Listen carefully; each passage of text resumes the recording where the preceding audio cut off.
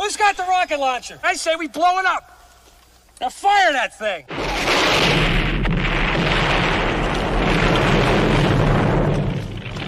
It's for the city of sports, playing with a giant Nick. With my man S. God. That's him. You feel the vibe? That's me. We going live. That's us. That like button shared, you been subscribed. Stadium. That MetLife, Big Blue, home of the Braves. Yeah. That turnpike, you can see that's where the game's played. NFL one day, then it's the NBA. Madison Square Garden, that's where the Knicks play. This that NY Logan, North don't get broken. Legalize, mean this shit smoking. I'm on topic, dropping another episode. The game winner, trade, maybe a field goal. Everybody right now doing the wave. You tune in, the show called The Man-Cave. I see the chat, they always doing their thing. Big views, 85 inch screen. The game's on, you rush and bleed. Remain calm, you on the road and chill. Do the watch along, the show's on. The host, you know it's S-God. It's no telling the panel filled with guest stars. You now rocking with the voice, you know what it is. It's your boy J Boogie. You now rocking with my man S-God. I support him to the fullest, you heard? My man Mike Blaze. This is Alter Production. What that mean, we about to alter everything that's playing. Tune in. My man S.G.O.D. Support the show. Subscribe, share it. Most importantly, hit that like button. Salute to the orange and blue skies, man. Y'all already know what time it is, man. It's been a while, but we are back talking Knicks basketball, man. I know it's been like over a month since the Knicks were eliminated from the playoffs, man, but a lot has went on since then has happened, man. So, hey, man, I know I ain't talking Knicks probably in a couple of weeks, but hey, I'm back tonight talking Knicks basketball, man. So make sure you guys tune in, man. Tap that like and subscribe button to the Man-Cave podcast, as well as Coach Ed Gladney's Amazing World of Sports and the Aboriginal Sports Network, as well as all the great content creators on the Aboriginal Sports Network, man. If this is your first time to my podcast, the Man-Cave podcast, make sure you hit that like and subscribe button, man. Also hit it for Coach Ed Gladney's Amazing World of Sports, man. And like I said, tonight we are going to be talking about the New York Knicks since the season ended, the hiring of Coach Mike Brown, also reactions and analysis of the hire and what we think about it, as well as free agency, what the Knicks did in free agency, and also what offense Mike Brown will be running in New York, man. So we get all that started in a few. But first, I want to check in with my co-host, man, my man, Coach Ed Gladney's Amazing World of Sports, man. Coach, how are you feeling, man, today?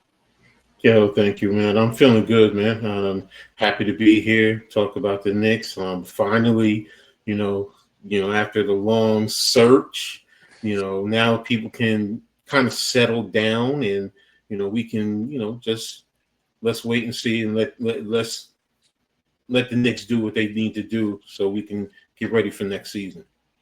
Yes, sir, man. So without further ado, man, we're going to play a little bit of Coach Mike Brown introductory press conference courtesy of SNY, man. So we're going to play that and let's take a listen and see, probably the first 4 or 5, 6 minutes of it. And then after that, we'll talk about it and see our analysis of what we think of the hire and stuff like that.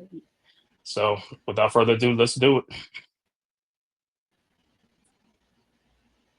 Leon, Mr. Dolan, Leon Rose, for this incredible opportunity. I'd also like to acknowledge my fiance, Ro, for her continued support and for being here. I look forward to working with Leon, forming a great partnership with our shared common goal of winning a championship. I'm honored and excited to be the new head coach of the New York Knicks. You talk about a historic franchise, Madison Square Garden. It's iconic. Our fans, they're the most knowledgeable and passionate, probably in all of sports.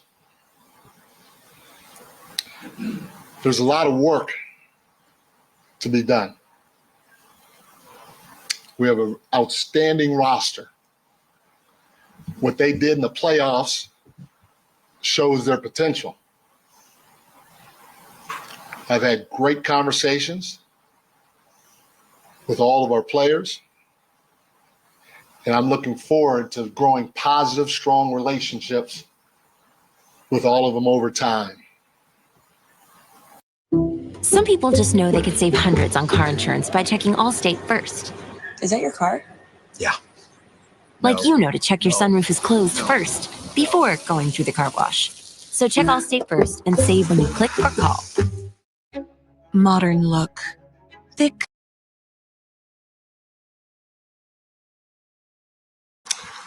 Our goal, starting with Mr. Dolan, to Leon,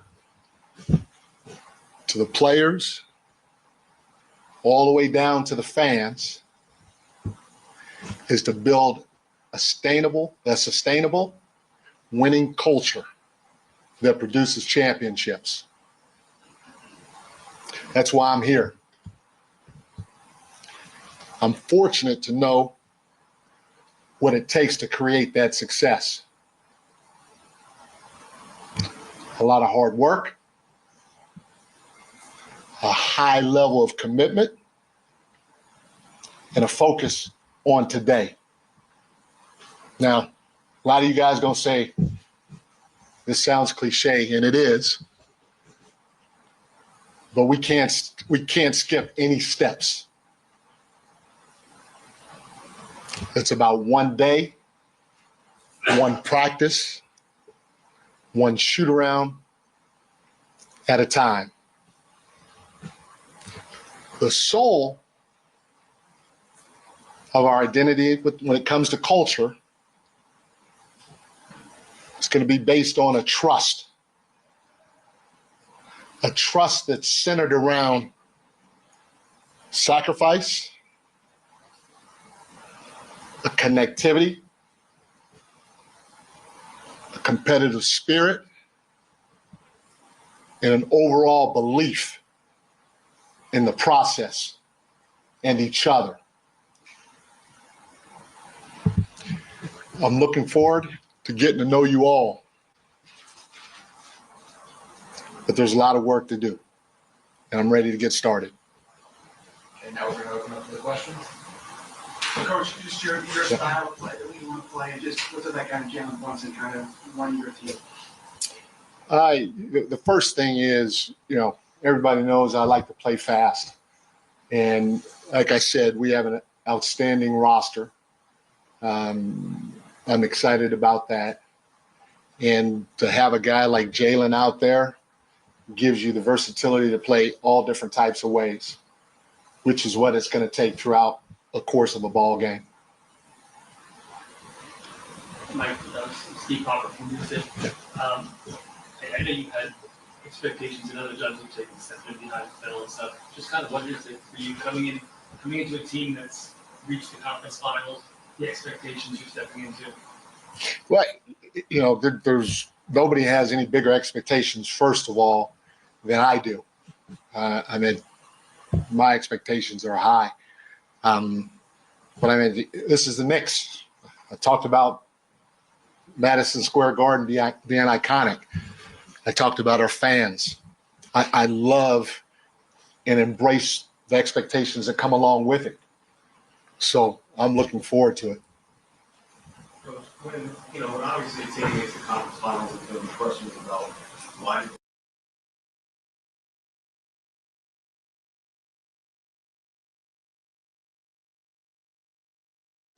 You're muted. I'm gonna just stop a little bit, you know what I'm saying? So we can just talk on it. Like I said, we got the gist of it, his introductory press conference. I'm gonna let you go first on your initial reaction to Mike Brown being hired, and if you like the hire or you think it's a good fit, or or you still on the fence about it, so I'll let you. Well, as far as the hire, I'm taking a wait and see approach. I've talked to a couple of people who are familiar with him. So, there's some good things that they've said, and there's some things that, they're like, okay, you question some things, but, overall being a very detail oriented type of a coach, which is good. He talked about, his system, playing fast, but he also talked about, working hard and staying true to, his process. So Mm-hmm. I'm intrigued by that aspect, and the biggest thing is players buying in, because every coach, it doesn't matter what sport, every coach has their ideal, but it still falls on the players to buy in because they're the Right. ones that have to go out there and execute. So, but again, sounds good. Know that he won Coach of the Year in Sacramento, playing a high tempo offense. So that's something that I'm intrigued by. The adaptability he spoke about, Jalen. You know, playing different ways, so it's not just strictly always going to be just going fast. Sometimes you're going to have to get into a half court offense. The other team's defense is not going to allow you to get out there and play fast. They're going to do what they need to do to slow you down. So, Mm-hmm. and that's why, it's a wait and see, because then how do you use the players? How do you use Cat? What do you do? Also, what other coaches are going to be on his staff? We already know Brunson has, in a sense, been demoted to an assistant coach as opposed to being the assistant head coach or associate head Mm-hmm. coach. I'm sorry. So, so I want to see how that goes. I want Mm-hmm. to see how everything goes. So, but again, like I said, I'm waiting to see with this hire. Mm-hmm. I want it to do well. I mean, hey, he's coached some elite talent. You can't take that away from him. You Mm-hmm. know, so and he has gotten the team to the championship level. It's just that as a head coach, he hasn't won it. So you Right. know, but I'm taking a wait and see approach, and hopefully he will get this team over the hump and into the championship and bring it home. Okay. Yeah, I'm with you. And I was gonna ask you, was that the guy that you wanted the Knicks to hire, or did you have someone else in mind for them to hire other than Coach Mike Brown or, Taylor Jenkins, the guy there interviewed? No, he wasn't the one I wanted hired. To be honest with you, I never even Uh-huh. wanted the coaches that they reach out for, Mm-hmm. but the coach that I want, for some reason, nobody in the league wants to hire him. We all know who that is, Mark Jackson. Yeah. Hey man.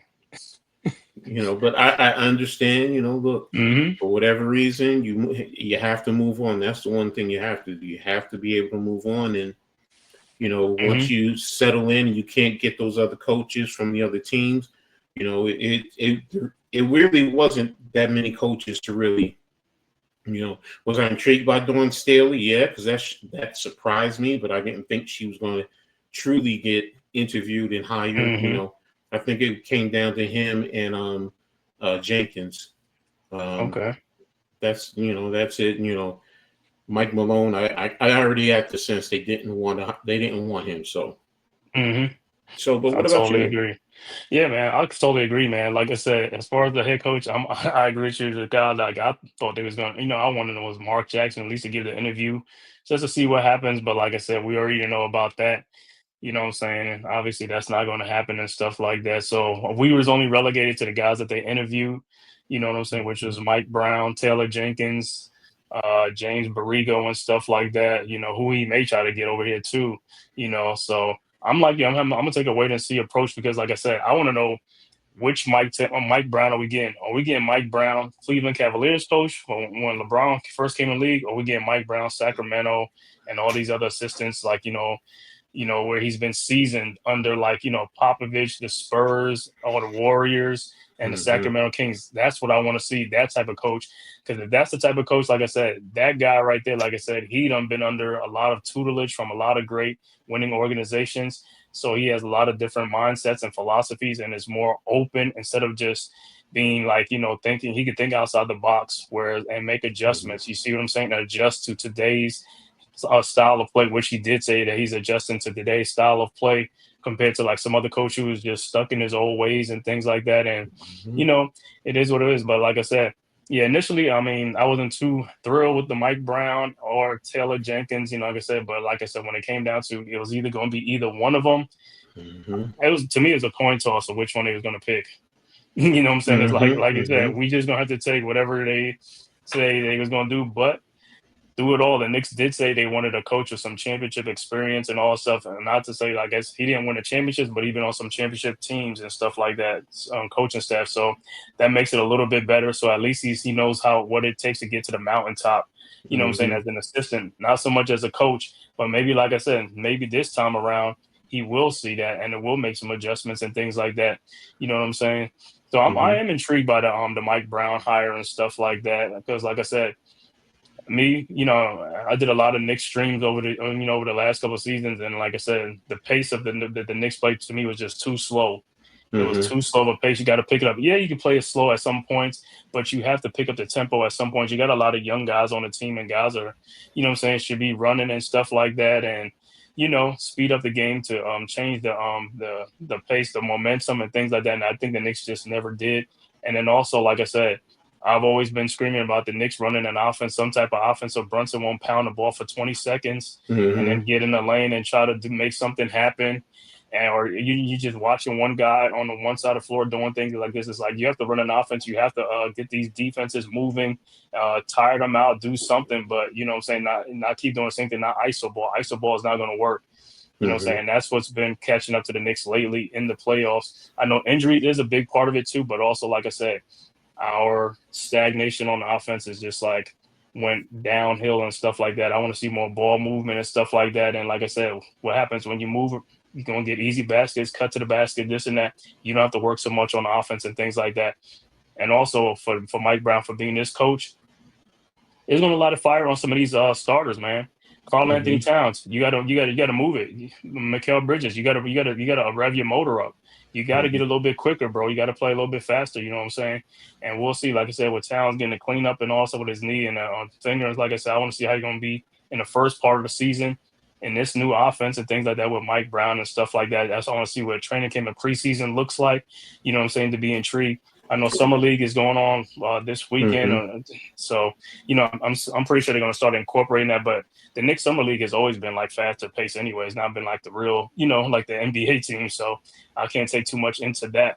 But if I see like more like, Princeton offense and cutting and things like that, I'll be like, Mm-hmm. okay, so that's the type of offense that's coming up to, to the professional ranks and stuff like that. So yeah, man. So with Mike Brown, like I said, I'm like you, I'm going to do a wait and see approach. Cause like I said, I'm not going to be like toot my horn, like, yo, we got a great coach and all type of stuff. I mean, he could end up being a great coach. You know what I'm saying? So, Mm-hmm. but on top of that, like I said, we just going to temper our expectations and stuff like that. Real Knicks fans temper the expectations. You know what I'm saying? Like I said, Tibbs he did good, man. He took us to as far as he can get us and stuff like that. So hey, maybe this is somebody else that can put us over the hump and get us over that part.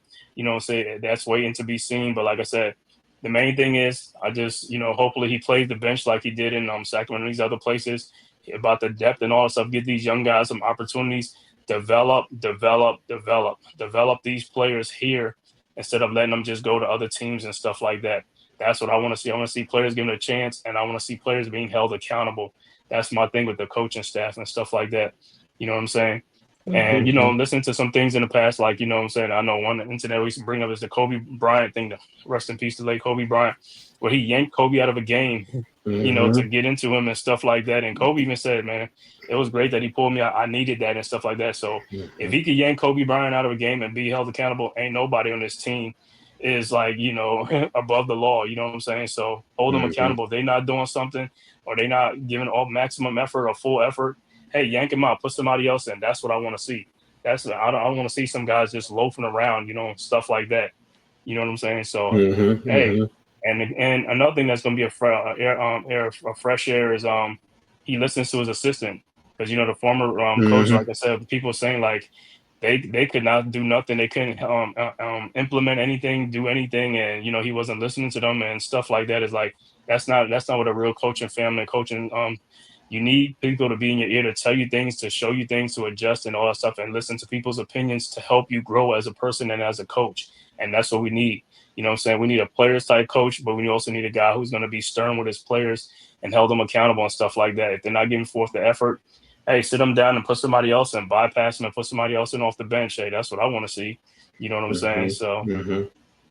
yeah, man, I can't wait for this to see, you know what I'm saying, how this season's going to go. Like I said, ready for the season because, like I said, I'm ready to see a different type of offense. I'm ready to see how the Knicks are gonna play with a faster tempo because he is known for playing with a faster tempo. Like I said, you get guys in here and stuff like that. We'll see what the starting lineups look like. We'll see what the bench rotation look like because with Tibbs and stuff like that, we used to have like a staggered lineup where one person come in or two-person come in. That's about it. I want to see if he brings like three different people at the same time, four people. You know, what I'm saying, just in case. And hey, I don't want to see guys playing 40 some minutes. If they playing like 31 minutes, I'm good with that. 31 minutes, something like that, 30, 29, some games 28, depending on what's going on.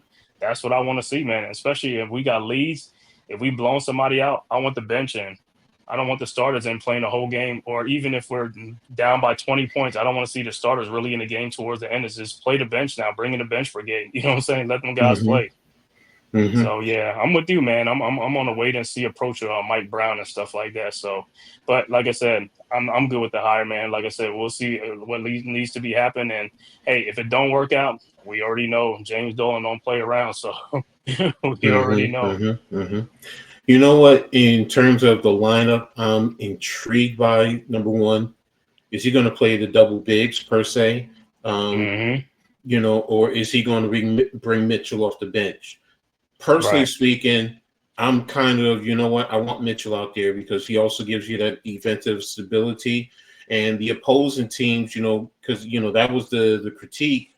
A lot of the opposing teams, they will put their centers on Josh Hart. Well, now you can't do that. You really can't do that because Mitchell will set the pick and roll, and there you go with the lob and, those thunderous dunks. And then he's always great at offensive rebounding. So, that's another thing. So I'm intrigued by that aspect. And, you talked about Mikal Bridges. I was thinking about it, and I'm like, in Sacramento, what did he do with Keegan Murray? Because I'm saying to myself, they're Keegan is a little bit taller, but their games kind of mirror a defensive-minded wing who can shoot the three. Now, Mikal can probably take people off the dribble a little bit better than he can, but that's why I'm like, or is Keegan Murray even more so like Anunoby?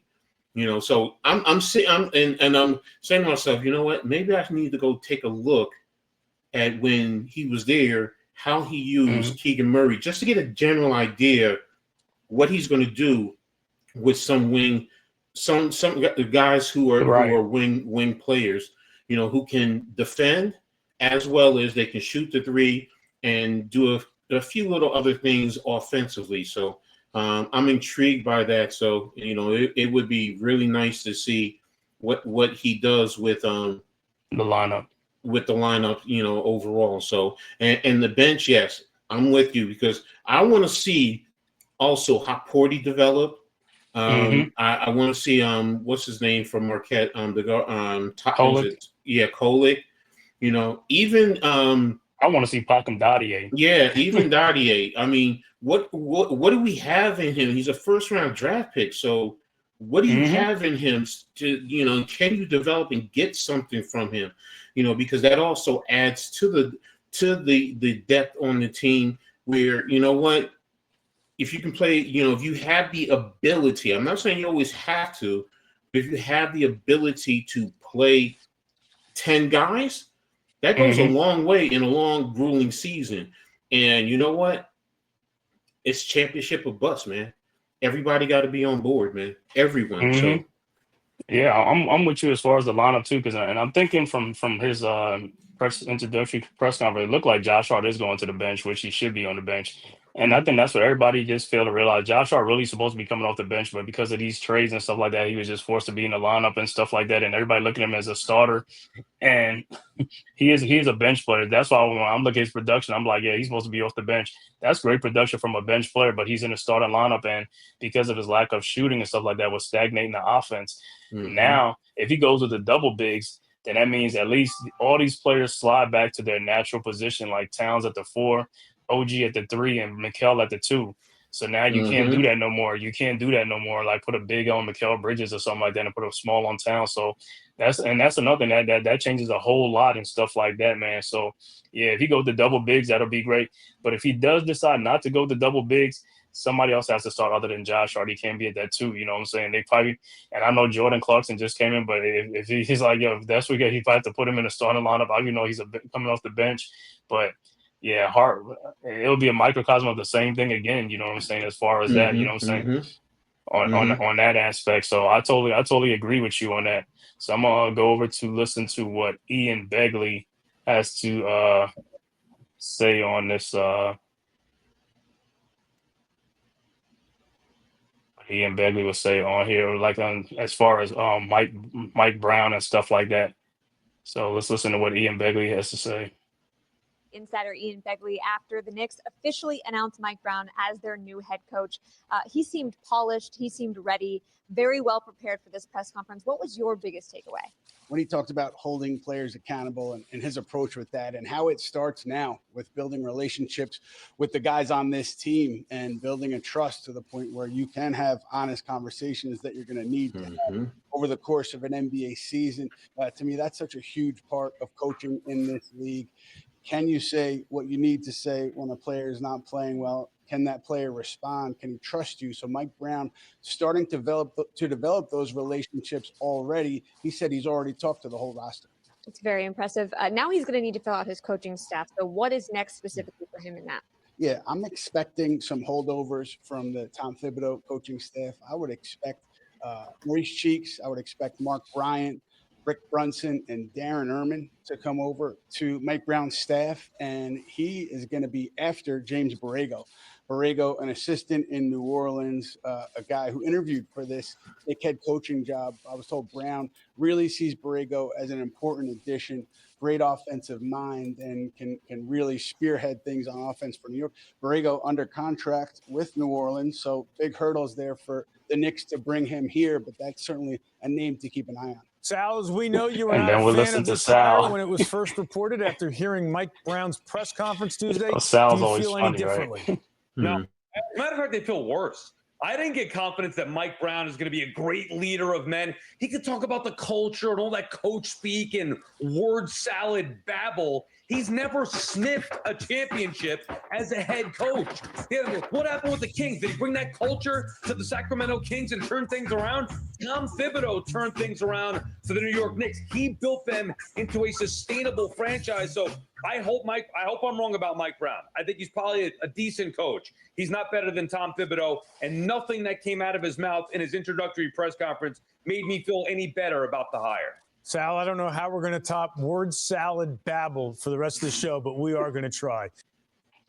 That was Sal Licata. You know what I'm saying? SNY Sal Licata always like, give his opinions on that and stuff like that, man. But listen to Ian Begley, like I said, man, holding players accountable, you know what I'm saying? And trying to get James Borrego on his staff, which is another offensive-minded coach and stuff like that, which is going to be a great thing for the Knicks offense. So now the only thing we got to wonder for is this defense, though, right? Because we got to play some type of defense. We can't just be playing offense and stuff like that and not worried about defense. Mitchell Robinson can play the defense. And, saying going back to what you were talking about with these guys coming in like Dadier, all these guys. Like I said, I know some people I watch some other Knicks content. They talking about, oh, them guys is not going to play. They just going to play like the veterans and the guys. They sounds like, nah. If you playing a faster tempo, more players is going to play. You know what I'm saying? That's you. It has to be real. You have to be realistic. You can't just think like the same players that playing like this is like the same stars we had. Like the guys who weren't trying to run too much, they're going to be running a lot more. So they're going to be tired a little bit more. So you're going to need some guys to come in and play them off the bench. You know what I'm saying? It's like playing for Tom Thibodeau, you could play probably the whole first quarter because it's a slow tempo. So you can play the whole first quarter and take a lot of breaks. And this dude's tempo, if they're pushing in, doing all that time, these guys might play 6 or 7 minutes and come out and the next person come in to spell them. And you're going to see because when you saw the Knicks playing fast a little bit, you saw them gassed a little bit. You seen guys like, you'd be like, yo, we got to take what's name out the game. OG got to get out the game or Towns got to get out the game. He's huffing and puffing down or Mitchell Robinson got to get out.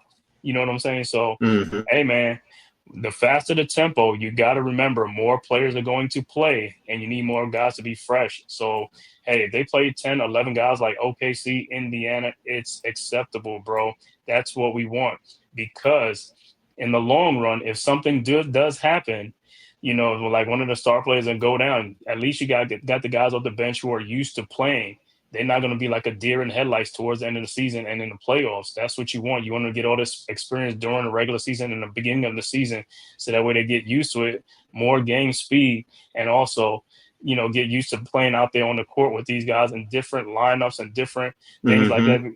Because you don't want some guys like, oh, this lineup never played before, towards the end of the season or in the playoffs. This lineup, you'd be like, oh my God. You know what I'm saying? It's like these guys got to get acclimated to each other, got to get used to these guys and stuff like that. That's what you want. So I take away from Ian Begley, man. Like I said, the Knicks insider, like I said, he always has great insights and stuff like that. He's in the know, with the Knicks and stuff like that.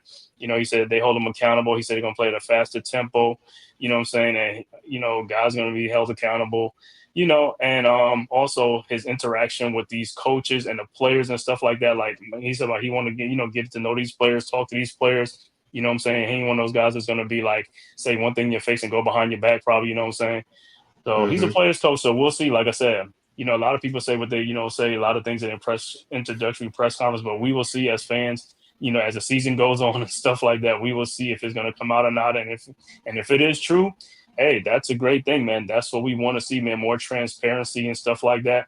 If guys are doing great in practice, why they not playing in the game? You know what I'm saying? If you're going to tell them they're going to be playing the game and then the game time comes, they don't play. That's how players lose trust with the coaches and stuff like that. Or, they start spacing out and just like checking out. You know what I'm saying? So we'll see during the season. And also, things a lot of people have to remember, we were one of the most injured teams. So guys, don't act like these guys are going to be here all season, which we want them to be here all season, you know what I'm saying? But that's not the reality of it. So, hey, the more people we get, the more it's better because, like I said, if injuries happen, at least, we got some guys that can step up and fill in and things like that, and that's what you want. Exactly. I agree with you. I mean, injuries happen in all sports. You don't want it to happen, but you have to be prepared for it, and how do you adjust to that? So, that's a key factor. So, yes, the depth is another thing. The up-tempo, the faster pace. Because when I hear that, I think back to the old Georgetown days with John Thompson. They press hard on defense. They got out there. They offensively, they got after it as fast as possible. And sometimes Coach T would, at a timeout, take out the full whatever five are out there and bring in another five. And it's pretty much doing the same thing, which will affect the opposition and wear them down. So definitely, I'm with you on that. Yeah, man. Like I said, the thing about holding players accountable, man, holding players accountable, because like I said, we all saw that players weren't held accountable. You know what I'm saying? Like the star players. So we saw that during the Tom Thibodeau's regime, especially on the defensive end, man. Them guys was not being held accountable that I thought they were not, you know what I'm saying, especially on the defensive end and stuff like that. So that's what I want to be like, hey, man, if this guy can do it, I'm all for it, man. If he can do it, I'm all for it. But like I said, just like we said before, I'm not gonna hold my my tongue and all that type of stuff is like this, hold my breath and stuff like that. We'll see Mike Brown does and stuff like that. So next topic we're gonna move on to is the NBA Knicks free agency, man. How did you feel like when the Knicks I know that this wasn't a big splash for the Knicks in free agency because, like I said, we made our big splash the year before and all that stuff. We were very limited as far as cap-wise and things like that, even in the draft of what we can do in the draft and things like that. So, and it is expected when your team, like I said, is in the playoffs, like almost in the finals and stuff like that, in the Eastern Conference Finals. So when you make it far, you already know, like, this is a win-now mode team, so they don't really have time for, like, a bunch of young guys that develop, what I'm saying, and things like that. So, hey, it is what it is. Like I said, the guys we got last year, for some reason, the guys that we got last year, I feel these guys can play. They should have been playing last year. Like I said, all three of the rookies, I felt should have been playing a little bit to get them some experience and stuff like that. And if they wasn't playing, send them to the G League, you know what I'm saying? But, like I said, the time they were in the game, hey, Kolek, you know what I'm saying? Yeah, he run a little rough shot with that, you know what I'm saying? But that's because of no playing time, you know what I'm saying? And Hakordi, the little time that he was in there, you know what I'm saying? He did good, you know what I'm saying? Like he was aggressive as a rebounder, you know what I'm saying? Making shots, things like that, blocking shots and stuff like that. So, hey man, I'm very intrigued to see what they can do with these guys, man. With these guys, develop them and stuff like that. And I'm pretty sure that these guys are going to play, man. Like I say, and I know some people are like they ain't too high on Pakham Dade, the first round pick, but I was like, hey man, let the guy play. And another thing, like I said, with the Knicks bench is like those three guys, they can play with some energy, as well as what's that? Kevin McCullers. He came late, the Mm-hmm. rookie from Mm-hmm. Kansas. These guys have a Mm-hmm. little bit of motor, you know what I'm saying? So that's another thing is like, and keep in mind with this faster pace, if these guys got a motor, they're gonna play and they can help us, man. So let's see what these guys can do. Like I said, I'm gonna be intrigued to watch the what did you call it, the summer league, because then most of these Mm-hmm. guys Mm-hmm. will be on the summer league team. So and they're gonna be running that offense. You know what I'm saying? So I'm intrigued to see how they're gonna be. And then also, like I said, the preseason when the preseason starting and stuff like that. So I'm very excited, man. But as far as like Yabusele, man, from the Sixers, like I said, the times that we played him, like I said, he was a very active, like stuff like this. You know what I'm saying? He was very physical and stuff like that. That's something we need, you know what I'm saying? And he had, and again, like I said, high motor, a guy that plays with a motor. That's what I'm mostly interested in. A guy that plays with a high motor and stuff like that. We need that, you know what I'm saying? And he's about what, 6'8", I believe? Yeah, 6'8", 6'8", 6'9". 6'9", somewhere in that range. Yeah, so he's a what you call it, so and he got some size to him and stuff like that. So we ain't gonna be afraid to use him in the game and stuff like that. And also he could It's play good okay. with Towns and stuff like that, or Robinson and Mm-hmm. stuff like that, because he has some more offense to him. It's not like he's limited. So you can use a guy with either one of those guys and stuff like that, or spell one of those guys when they in foul trouble or they're not even playing. Because, like I said, I don't know if people remember, Yabusele had a stretch last year when Embiid was out, and he did real good for the Sixers, man. He was like a surprise because Mm-hmm. when we played him, I'm like, who this guy? And I mean, isn't that he's like a rookie or something? Like, he played with the Nets, and so that's, I guess for some other teams. So, you know, he's known and stuff like that. So it's like, hey, are we able to get that guy, especially for the minimum? What is that? The mid Uh, level or something like the that. mid Yeah. level. And come to find out, he didn't take all of the mid level. He left a little Mm-hmm. bit, so the Knicks will be able to sign somebody else, which is a great thing, man. And then also, hey, I know Jordan Clarkson. I mean, I know we got rid of Dante DiVincenzo, but I feel like we got something back with Jordan Clarkson. You know what I'm saying? He's a taller version Mm-hmm. of Dante DiVincenzo. He's ready to shoot that ball. You know what I'm saying? You leave him open, it's going up. He's not going to hesitate. And that bench production and that scoring. So you're gonna get some scoring from Jordan Clarkson. I mean, I'm not so much the defensive part, but Mm-hmm. that's probably gonna be a work in progress. But that's all I care about. Somebody that can get some production and stuff like that when their number is called. And he's a vet. He's been in the league like about 11 seasons and stuff like that. So he's a vet. He knows his Mm-hmm. thing.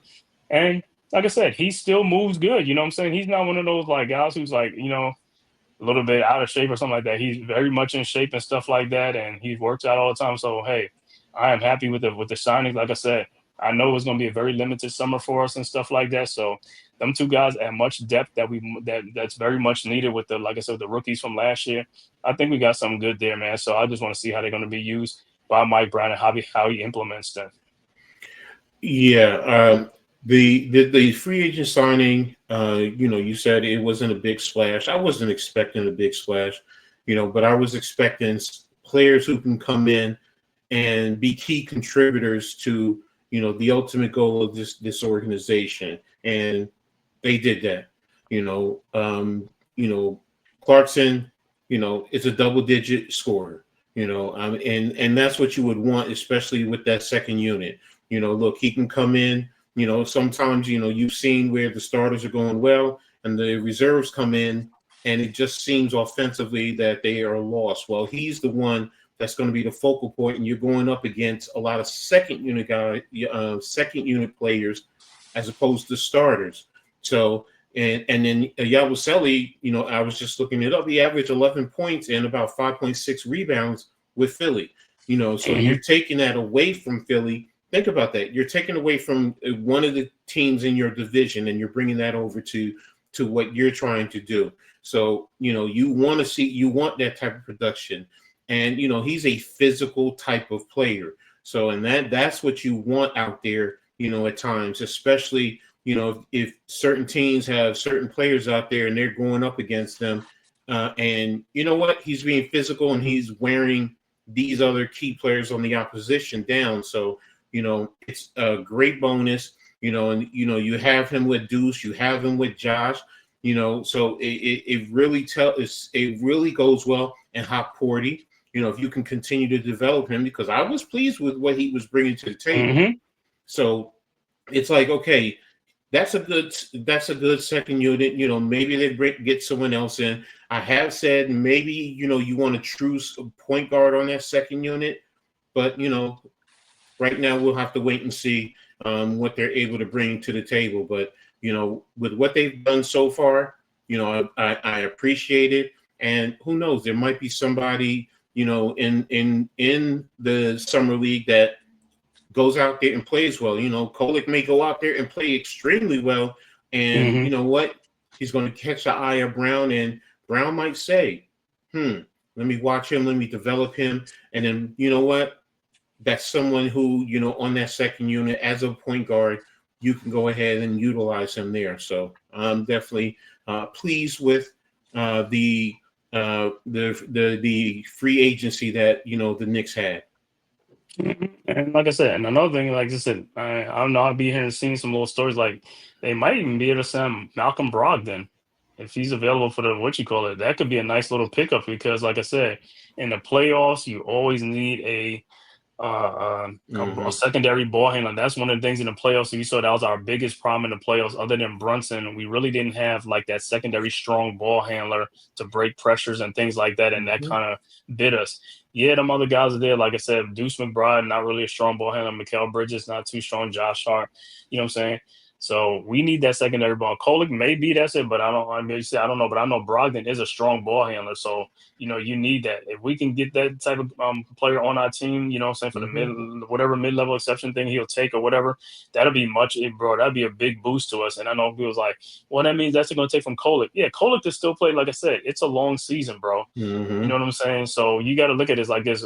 Don't you want somebody to mentor Kolek, like a Brogdon or Brunson? You know what I'm saying? Things like that. So it's always a good thing. And even if Brogdon just there and doesn't play, and they let Kolek play, Kolek is still learning from Brogdon being there on the team and stuff like that. Just like how PJ Tucker was a great influence towards the end of the season. It's like that veteran leadership. You need that, man. And like I said, and the Brogdon's on there, man, like I said, and Brunson, you can put them both of them in lineup at the same time to handle pressure or something like that. I'll feel much more secure and safer with those two in the lineup, so they won't be turning the ball over and things like that. And then also in the draft, we got even though he's a second-round pick, was Mohamed Diarra. You know what I'm saying? From France, another French connection with Pacom Dadier and stuff like that. And also in the summer league, I'm going to be looking for the guy we got from Charlotte last year, James Nagy or something like that. He's another 6'9", 6'10" dude. Like I said, he plays above the rim and stuff like that. So I want to see how these guys play, man, in the summer league with Porty, Nagy, Diarra and stuff, because they're going to be on the team and stuff like that.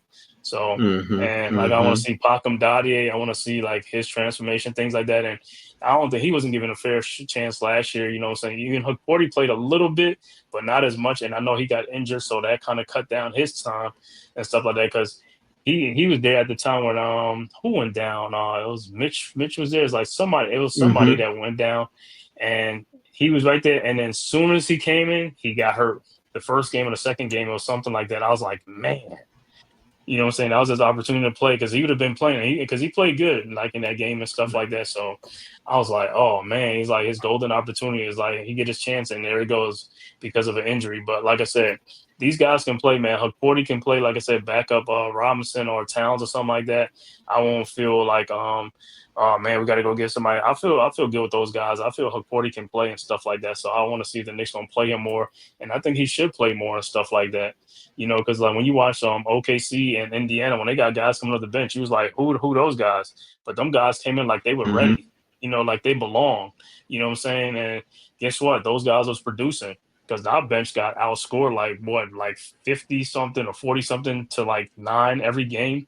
I mean, our bench thing was atrocious last year, and that's part of the reason why we were losing games. Is like our bench could not do anything. I mean, we supposedly not had no more of a bench, but like I said, it's also the way you use the bench. If you're bringing 2 or 3 players off the bench, you're not going to get too much bench production and stuff like that. You know what I'm saying? So I'm like, man, hopefully. So that was a big thing in the offseason, like to strengthen that bench. And, with Yabusele and Jordan Clarkson, that's a great, what you call it, is better than what we had before and stuff like that to add with the young guys and stuff like that. So I'm excited about that. But like I said, hey, I want to see how the summer Mm-hmm. league is going to go with some of these guys, even though sometimes in the summer league you see like free agents who trying to make teams. So, other guys might outshine and stuff like that. But I want to see how these guys run this offense, the offense that we're going to be running and stuff like that. And don't get me wrong, today's basketball, yeah, teams don't run offense all the time, but at least we knowing that we can run an offense, that's all I care about. You know what I'm saying? Mm-hmm. Mm-hmm. So that'll be a great thing and stuff like that. So I will see in the we'll show Yeah. you what you call it. Yeah, I just sent it to you in the private. Oh man, Borrego's because not coming. I know he was under contract by those guys, man. I know, Mm-hmm. and they didn't want to let him go. Yeah, that's what I was just reading. Man, but hey, we'll come up with something because I think he's under contract for a year or 2 years. So hey, it could be a year. He could be over after next year or something like that. So you know what I'm Mm-hmm. saying. Mm-hmm. Mm-hmm. So it can always be a good thing. But yeah, man, like I said, the rotation and stuff like that, that's the main thing with Knicks fans want to see the rotation with this new coach of Mike Brown. How is he going to use the rotation and the Mm-hmm. depth? Because that was a big thing with Tom Thibodeau for the last 5 years he was here. I know, like I said, I know things like he don't play young players. I mean, Tom Thibodeau does play young players like, Barrett, those other guys quickly and all them guys and stuff like that. But people were mad like he held what's his name, Obi Toppin accountable a lot. Even Obi was like, man, I don't even know if I'm going to play. Every time I come in the game, man, he's like, I don't know how long I'm going to stay in the game because he gets Obi right up and out of there. So good for Obi. He went to Indiana and stuff like that. So he's doing good over there. But Mm-hmm. yeah, man, that's another thing with these guys over here, man. With Mike Brown, we'll see how these staff is talking to these guys, developing. That's the main thing, developing these guys, developing these young players. Because at the end of the day, we ain't got that many draft picks left like that we had before. So you got to develop the Mm-hmm. guys. And it's also cheaper to develop these young players than to go get Mm-hmm. veterans and sign free agents. So if you can get one of these young guys that can really step up and be serviceable and be one of your rotation players, oh man, that's like a godsend. So like I said, and I think we got players on our team that can play, even though it's our bench was weak and stuff like that. But yeah, and that's gonna happen when you play two players off the bench, trying to hide it like you're playing like 5-6 guys off the bench. Exactly. Player development is going to be key. It's going to be crucial. And like you said it best, we don't have a lot of first round draft picks, but you know what? The guys that we have, there's ability there. They wouldn't have been brought in if there was no ability. And that seems to be the trend nowadays in the NBA where you want to have, a full roster and have access to a full roster and utilize that full roster. So what do you do to develop those guys? Whether they're a first round pick or a second round pick or an undrafted free agent. But what do you do to develop them so that they can produce? There's going to be some guys that, they're going to fall through the cracks. But then there's going to be a few other guys that, they're a hidden gem. You take advantage of that situation and you continue to develop them and let them be key contributors from there. So, that's going to be important, to what they're trying to do. And, like you said, holding them accountable. And then with the offense, truly, is it going to be more of, an expanded type of an offense instead of, oh yeah, Jalen Brunson, bring the ball up. Under Tibbs, you always see he brings it down and they start that weave at the right above the 3-point line, 3-point line, giving it to the center, whether it's Mitchell, whether it's Cat, Downs. and they dribble it, they hand it off, then they bring it back to Brunson. It's like, I get that once in a while, but if that's your primary offense, that's really nothing, man. You need to see more in terms of offense, offensive production. So, Oh, and one thing that I will say too about Yabusele, he was shooting 50.1%. So I'm like, okay, he's effective. So, he's efficient, and he's not just a, in the box type of a player. Right. I'm not going to say he's a high 3-point shooter, but if he can get you 33 to 35%, that helps. That helps immensely because you're not getting that from Mitch. So right, the spacing on the floor helps with the spacing because they know he can shoot. Exactly. So Yeah. Okay. And then the thing, like I said, and another thing, like I said, at the beginning of the season, I do not want to see you shorten your rotation like Tibbs Mhm. playing 7 guys at the beginning of the season. The very first 2, 3, 4. I'm like, what are you doing with a 7-player rotation, 8-player? Bro, you do that towards the end of the season. Like I said, we as Mhm. Knicks fans is going to be happy if we're saying 9 players play at the beginning of the season every game or something, 9 or 8 and 10 players play. Like I said, okay, like I said, because these guys are getting experience, they're getting games and game experience. That's what the most important thing, the development of these young guys. If we're going to see Cole playing, if we're going to see Haporti, Pacom Mhm. Dadie, and I know a lot of, like I said, some other Knicks fans are like, oh, I don't want to hear those guys playing all this. I was like, bro, at the end of the day, they have to play because we're playing a different tempo. We're not playing a slow down tempo no more. We're playing an up tempo. That guys are going to need needed to play. You're going to need bodies out there. You know what I'm saying? I don't think they seem to understand like the tempo and stuff like that.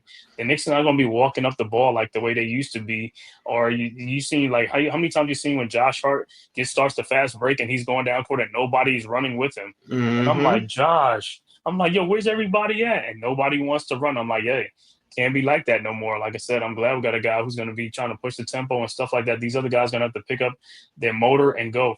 Like I said, Mikal Bridges should be the first one down there. OG and Anobi, those Mhm. guys should be like gazelles down there. You know what I'm saying? Their guys are in shape. Those guys should be moving down there and stuff like that.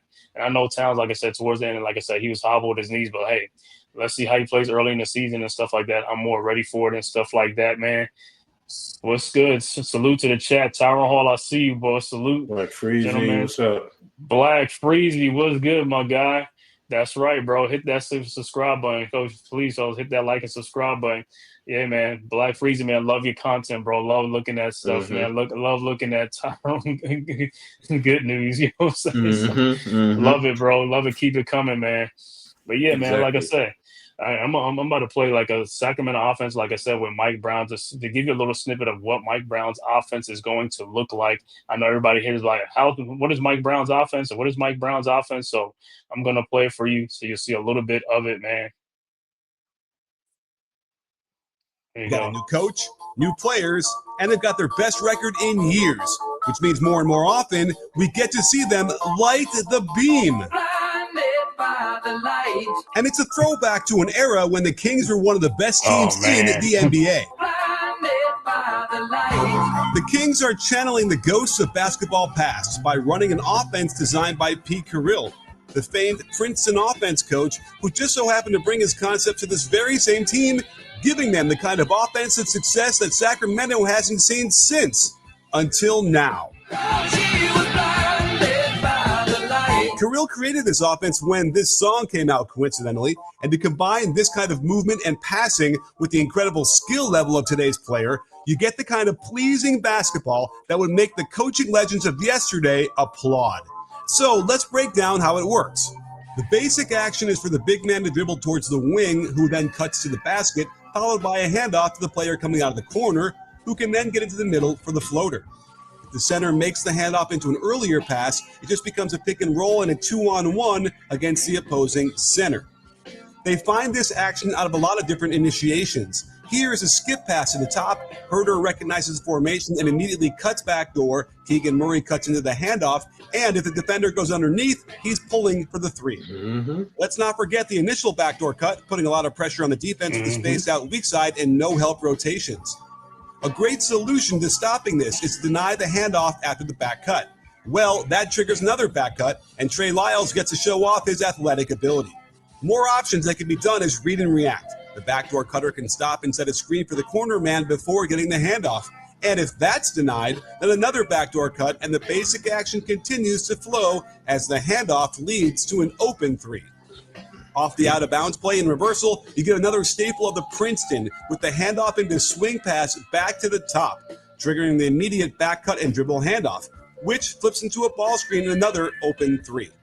Here it is again, and if that handoff back to the middle isn't open, Fox backdoors, and now Sabonis looks for a weak side cutter that turns into a ball screen and good look for Harrison Barnes. Teams can get lulled to sleep by the methodical actions, or in this part of the song. So Sabonis takes advantage of bad positioning by Jakob Poeltl and dunks it on him. Here's where their bread and butter unfolds. The basic Princeton initiation on the right wing back to the top, but the center goes to the high post for the pass. and Barnes has his choice who he wants to run split action with. This time it's at the top of the key with Monk, and when he does this, it's an automatic pin down for Barnes coming out of the corner, leading to a wide open shot. I really like how this option flows so seamlessly from one action to the next, and it's interchangeable. So Lyles is in the Barnes role this time, and it's an automatic. Monk pins down for him as he comes up from the basket area, giving him a long closeout to attack and finish with the nifty reverse. You can see how this becomes easier and easier for the offense as the season wears on.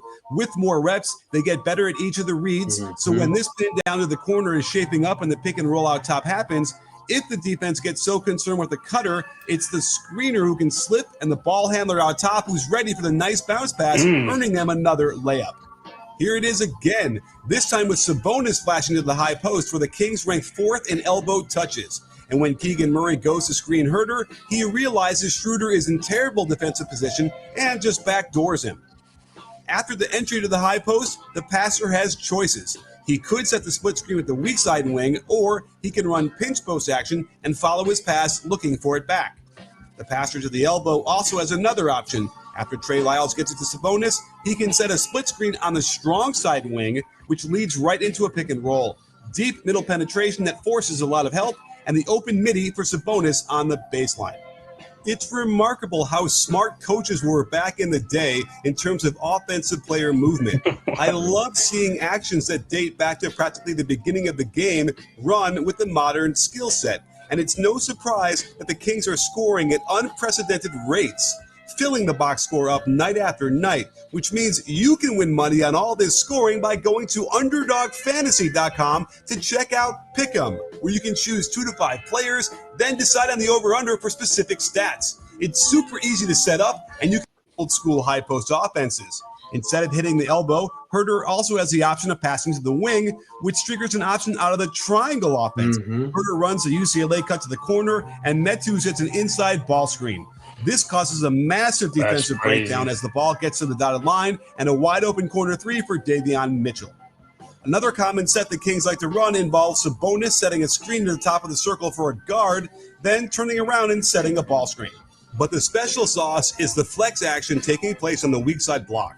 Murray rejects Herter's cross screen to use the down screen by Sabonis and get a wide open 3-point shot. Watch what happens on that flex cut by the block. If they catch the defender getting it around on the high side, then Fox has a beauty of a bounce pass to Harrison Barnes for a point-blank shot. Here it is again, but this time Murray does use the cross screen, leaving Herter to cut off the Sabonis pin down. Notice how quickly it flows right into a post-up, and for this all-star, defenses are going to send help, so he finds the open man for a kick-out and assist. There is no end to how clever they get out of this initial alignment. Instead of the flex, they run Spain pick and roll as Herter comes back up to back screen Sabonis' man before popping out.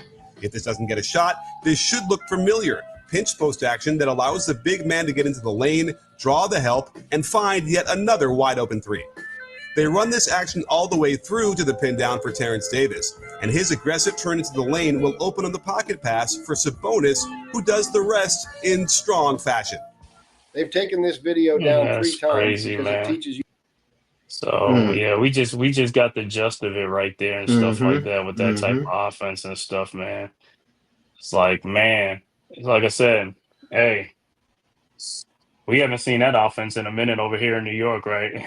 No, and watching that, I'm saying to myself, Mikal Bridges definitely is going to have great opportunities to capitalize off of this. He definitely is with a lot of the movement that you're seeing here, the backdoor cuts. So yes, I mean it's a beautiful thing. So I'm looking forward to it. Yeah, I think the thing that I like about it is like everybody's moving and doing something, not just standing around and watching like 1 or 2 player with the ball and for like 20-something seconds looking and then looking like to see who's going to take the shot or, you know, if there's going to be a bad shot or something like that. You know what I'm saying? So like, and they're constantly moving. The defenses don't know where it's coming from, which action. So the defense got to constantly move because, hey, backdoor cut. Everybody know the backdoor cut by Princeton. See man, see ball. If you don't see it, they're going backdoor to get an easy basket. And like I said, what is a backdoor? When you go backdoor, that's like the easiest basket in the world. You ain't even got to work on for it on, you know what I'm saying? The defense is like the one who's caught napping because they looking too much at the ball and stuff like that, not paying attention to their man. And also, like I said, it doesn't, when you can get easy baskets like that, it doesn't bog down your offense where it make you struggle just to get every single point. You need easy baskets. That, and also I want to see how we're going to do like on transition on, you know what I'm saying, to get easy baskets like fast break attempts. You know, if we're going to be moving the ball, because that's another thing to get easy baskets is you know, fast break, easy points and stuff like that. Those are two aspects that you can get. And by the end, like I said, those things add up. By the end of the game, that's why the scores be like 126 to 130 something. It's like those are easy baskets, you know. So Exactly. and like I said, as a Knicks fan, we know what was our thing? Fast break points was not our biggest forte. You know what I'm saying? I mean, bench and fast break points is like, and that's another thing. So that's three aspects right there. If we can get the strength in the bench and get bench production, get movements on offenses to get easy baskets as well as transition points, those are easy baskets that, like I said, that can help our offense and stuff like that, and you'll win more ball games. Now at the other end, like I said, I'm seeing all this offense and all stuff. I'm worried about the defense. You know what I'm saying? Because I know Mike Brown, like I said, he was known a little bit for defense, even back with the Cavs and all that stuff of LeBron's early years and stuff like that. So I don't know if he still got that defensive acumen or something like that, because Sacramento, the Kings really didn't play that much defense though, you know. So but I don't think but they never had to play like Mitchell Robinson on their team. They never had LG Anunoby on their team. You know, so that's a difference that we have. We have those two guys, Mikal, you know what I'm saying? His Phoenix days and stuff like that, not so much for New York, but hopefully he can get back to that and stuff like that. So you got three guys on there, and Josh Hart off the bench with defense, stuff like that, rebounding. And everybody don't think like rebounding is part of defense. Rebound the ball, because if you rebound the ball, you stop the other teams from getting second chance opportunities. That's a big plus. It's a big plus. You know, like you could limit a team to a one shot, make them a one trick pony, and that's it. One and done. One and done. One and done. And that's how you can increase your lead, man. You know what I'm saying? Limit the other team's scoring ability and stuff like that, and you get second and third chance points, because that's what Mitchell Robinson gives you. He gives you second and third chance opportunities. And then with this, like I said, we'll see how these guys, even on offense. I mean, Karl Anthony Towns, with OG and Mikal, I have to see if their rebounding is going to improve, because that was one of my biggest gripe with those two last year. They could not rebound. For some reason, the rebound was too low for starters. Like I said, you're playing 40 minutes. There's no way you should be finishing a game with 2 and 3 rebounds. With as many missed shots that the Knicks was missing in those games, you should have had at least about 8 or 9 rebounds apiece. You know, I mean, because if Josh Hart can go out there and get 15 rebounds in a game or 16 rebounds, it doesn't matter what, you know what I'm saying, why you can't get it. Because I've seen a lot of times where balls will come to people and they just was looking at the ball. I'm like, go get it. Go get the ball. It's not just going to fall in your lap. You know what I'm saying? So I want to see if he's going to hold them accountable on that end of as far as getting rebounded. People can say, well, if they playing defense, like, bro, they can get rebounds. Rebounds is just, like I said, it just come natural. You know what I'm saying? Just boxing out and making an effort. All it is hustle and determination to go get the ball. You know what I'm saying? You got to go get the ball. It's not just going to fall into your arms or fall into your lap. Because like I said, everybody here played basketball before. And you know, we all know, like I said, when you play 21 or every man for themselves, if you don't get no rebound, you ain't scoring no point. You better go get that ball. You know what I'm saying? So that teaches you how to go get a rebound, you know what I'm saying, for your offense. So like I said, man, hey, I'm intrigued to see, like I said, looking at that offense and stuff like that. Finally, some movement. Like I said, movement, ball movement. Guys are moving. Guys are doing something. Other people are making backdoor cuts. It's not they just standing around looking. So, like I said, now other teams won't get a chance to rest on defense like the way they used to in the past. So that's going to help us even more. The more you can wear down a defense, hey, the better it is for you. And like I said, if you can get easy baskets, that kills a team morale. Other teams, that kills their morale. They look around, they get like 4, 6, 8 points in a row, easy backdoor. You know what that means? Is a timeout coming by the coach on the other team, and timeout on the floor. But man, I'm just, like I said, looking at the whole gist of it, man. Like I said, if you've been under a rock, Tom Thibodeau was fired as coach like right after the Knicks playoff. And I know some people was a little bit surprised about it, because it's like, how can you fire a coach that just got you to the Eastern Conference Finals? But like I said, he's been here about 4 or 5 seasons and stuff like that. And the Knicks felt like he had got him as far as he could, get him. I know some of the rosters was like changing over from the time he was here and stuff like that, but he went from a bad roster to some good rosters and stuff like that. And like I said last year, I really want to see if we'd have been healthy. I really want to see what we'd have did last year with all those guys, because that was a really gritty team. You know what I'm saying? And we lost some good guys, like I said, man. Like I said, Dante DiVincenzo. And like when Tiz first came, our bench was like one of the best benches in the NBA with Emmanuel Quickly and those guys coming off the bench. I mean, Quick was like putting them points up and stuff like that. So we was making, we was working them things, but then like I said, through trades, a lot of it went down. We got rid of a lot of the homegrown talent, you know what I'm saying? RJ Barrett, Quickly, Toppin, Grimes. Grimes doing good over there in Philadelphia, about to get a contract now. So hey, good for him and stuff like that. But like I said, all the guys that developed here and stuff like that, and they were young guys, and like I said, they were good. Like I said, so now we got to do what we got to do with these other guys here. You know what I'm saying? The Haportis, the Kolick, and Dadier, and you know what I'm saying. And we'll see where we go from there, man. So like I said, I'm like I said, and I think the Knicks play Friday night, man. So I'm gonna have to look at that summer league game. That's when they play. I think it's a 6:00 game. They play Friday night, in the summer league and stuff like that. So that'll be your first chance to see, like some of the rookies and stuff like that. And I'm hoping to see. I know Kolick is going to play Dadier, Haporti. Like I said, Haporti, you know what I'm saying, towards the end of the season, he is coming back from that injury, so he should be ready to go and stuff like that, and ready for a big season for us and stuff like that, man. So man, I'm so excited, like I said, for this season coming up, man. Especially with the free agent signings. Like, we know we didn't get the glamorous free agents and stuff like that, like the big names, but it's okay. We just really needed depth, and like I said, if we could just get one more signing, like a point guard, like a strong secondary ball handler. Like I said, Kolick probably could run offense, but we get somebody like a veteran like Brogdon who can run offense in the second unit. That'll be great. We need somebody like that, a steady hand. I wanted Tyus Jones, but he signed for about $7 million. Knicks didn't have that, you know what I'm saying? So I know what it is, but like I said, next season I think we'll have a little bit more money and stuff like that, depending on what we do and stuff like that, man. But like I said, this season, like I said, I'm ready for this season. We got to the Eastern Conference Final with basically, I ain't gonna say basically a new team, but hey, I mean, our starters, like about 2 of the starters was brand new, and it's like we got to Eastern Conference Finals. So hey, let's see what these guys can do this year, man. Like I said, it's either NBA Finals or bust. I know in some people's eyes and stuff like that, because of what's going on in the East with the way, the injuries and all the stuff that's taking some of these top teams down. But they're not going to lay down also. We can't just go and assume these guys are going to lay down, because they signing other guys to replace them, and these are NBA players. These guys got to feed their families too, so they're going to come to play. So I just want to see what type of attitude that the Knicks players have and stuff like that. And like I said, guys off the bench, guys come in, like everybody contribute, do what you got to do when you're in there and stuff like that, because guess what?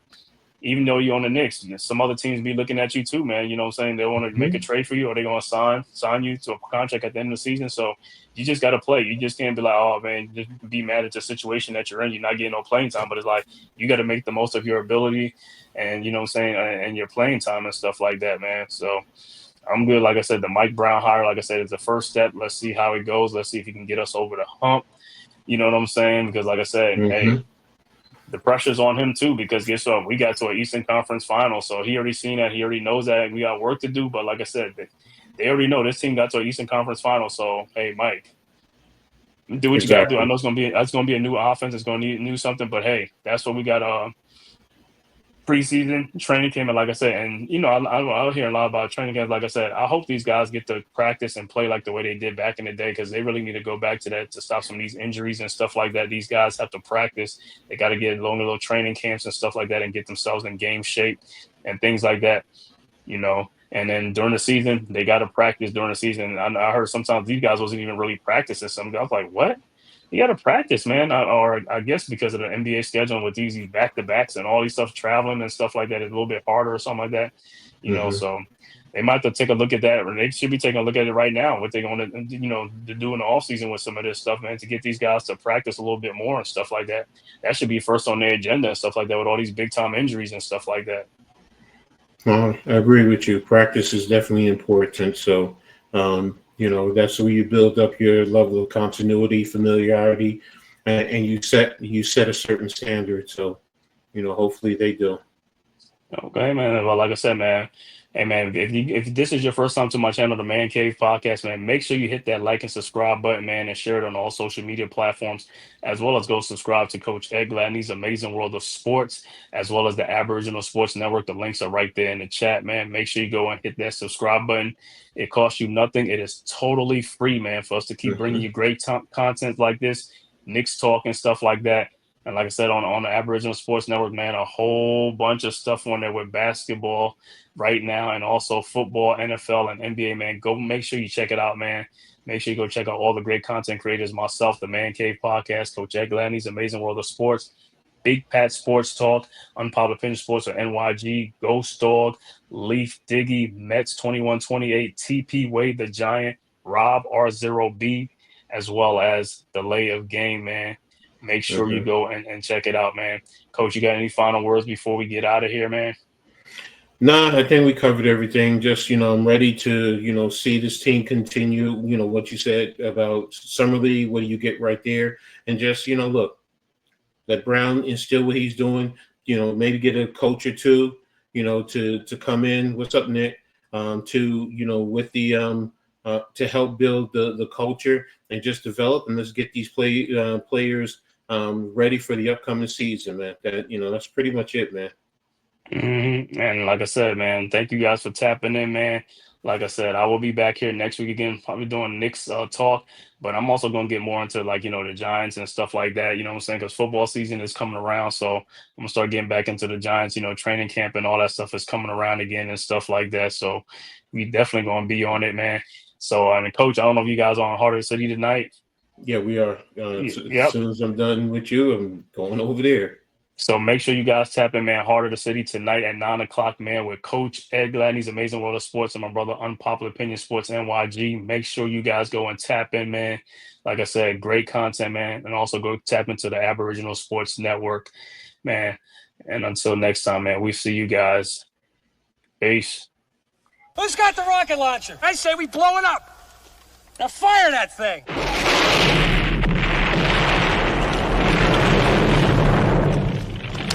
For the city of sports, playing with a giant Nick. With my man S. God. That's him. You feel the vibe? That's me. We going live. That's us. That like button shared, you been subscribed. Stadium. That MetLife, Big Blue, home of the Braves. Yeah. That turnpike you can see, that's where the game's played. NFL one day, then it's the NBA. Madison Square Garden, that's where the Knicks play. This that NY Logan, North don't get broken. Legalize, mean this shit smoking. I'm on topic, dropping another episode. The game winner, trade, maybe a field goal. Everybody right now doing the wave. You tune in, the show called The-Man-Cave. I see the chat, they always doing their thing. Big views, 85 inch screen. The game's on, you rush and bleed. Remain calm, you on the road and chill. Do the watch along. The show's on, the host, you know it's S-God. It's no telling the panel filled with guest stars. You're now rocking with the voice, you know what it is. It's your boy J Boogie. You're now rocking with my man S-God. I support him to the fullest, you heard? My man Mike Blaze. This is Alter Production. What that mean, we about to alter everything that's playing. Tune in. My man S.G.O.D. Support the show. Subscribe, share it. Most importantly, hit that like button.